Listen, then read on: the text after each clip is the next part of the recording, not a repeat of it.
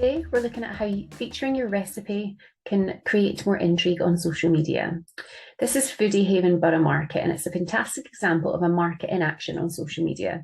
Each of the destination stalls and restaurants feature really heavily and regularly on the market's Instagram feed, with lots of generous detail given for the dishes up for grabs. And what they always do is make sure they tag in the business, and they even tag in the delivery service with plenty of practical information provided about the opening times and any dietary requirements.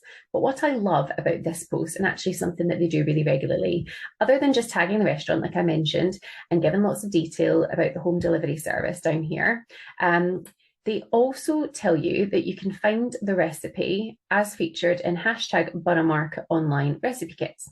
And then they let you know that the recipe is by the business.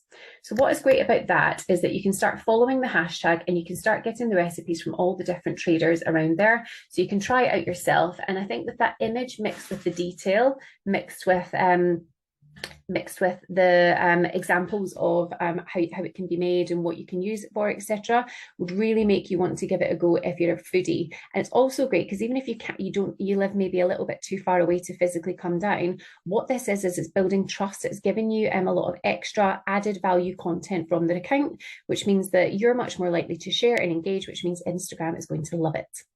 Now, if I was Borough Market, I would want to engage in all of the content from all of my traders, because obviously, that's their thing. It's exactly the same as a shopping centre. They need to support their retailers within.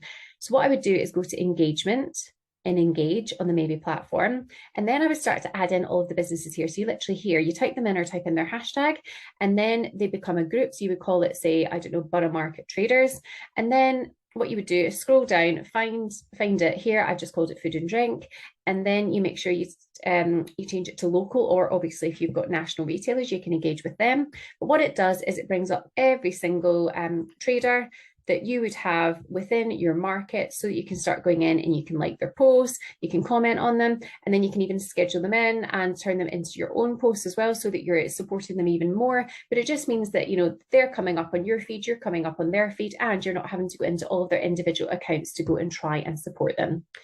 Now, if you've got any questions whatsoever, click on the little blue button. We love to help.